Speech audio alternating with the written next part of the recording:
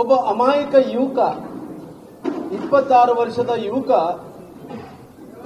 ರಾಜಶೇಖರ್ ರೆಡ್ಡಿ ಅನ್ನಂತವರು ಅವ್ರ ತಂದೆಯವರಾದಂತಹ ಸುರೇಂದ್ರ ಅವರು ಮಗ ಅಂದ ತಕ್ಷಣ ಅವ್ರಿಗೆ ಅವ್ರದೇ ಆದಂತಹ ಭವಿಷ್ಯಗಳನ್ನು ಕಟ್ಕೊಂಡಿರ್ತಾನ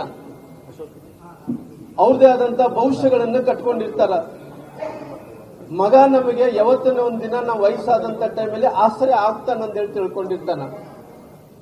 ಆ 24 ವರ್ಷದ ಯುವಕ ಯಾವುದೇ ಪಾರ್ಟಿಗೆ ಸೇರಿರ್ಲಿ, ಅವ್ರು ಹೇಳ್ತಾ ಇದ್ದಾರೆ ಕಾಂಗ್ರೆಸ್ ಪಾರ್ಟಿಯ ಕಾರ್ಯಕರ್ತ ಅಂತ ಹೇಳ್ತಾ ಇದಾರ. ಹೌದು, ಇವತ್ತು ಕಾಂಗ್ರೆಸ್ ಪಾರ್ಟಿ ಕಾರ್ಯಕರ್ತರಾಗ್ಲಿ, ಬಿಜೆಪಿ ಅವರಾಗ್ಲಿ, ಜೆಡಿಎಸ್ ಅವರಾಗ್ಲಿ, ಯಾರೇ ಆದ್ರೆ ಪರವಾಗಿಲ್ಲ.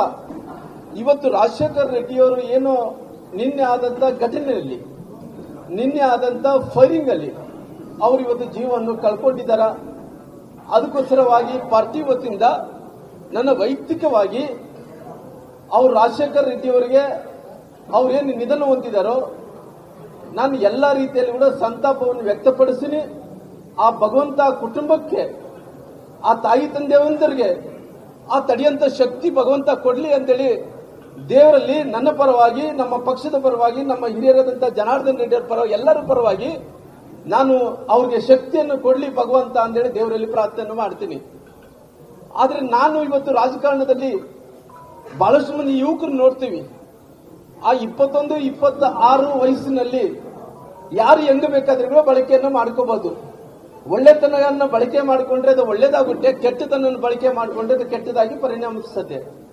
ಅಂದ್ರೆ ಇದು ಅದಕ್ಕೋಸ್ಕರವಾಗಿ ಕ್ಷುಲ್ಲಕ ಕಾರಣದಿಂದ ಏನಿವತ್ತು ಅವರು ಏನ್ ಬೇಕಾದ್ರೆ ಕೂಡ ಇವತ್ತು ಅವರು ಅಪಪ್ರಚಾರವನ್ನು ಮಾಡಬಹುದಿಲ್ಲ ಅನ್ನಕ್ ಹೋಗಲ್ಲ. ಏನು ಕ್ಷುಲ್ಲಕ ಕಾರಣ ಅಂದ್ರೆ ಏನು?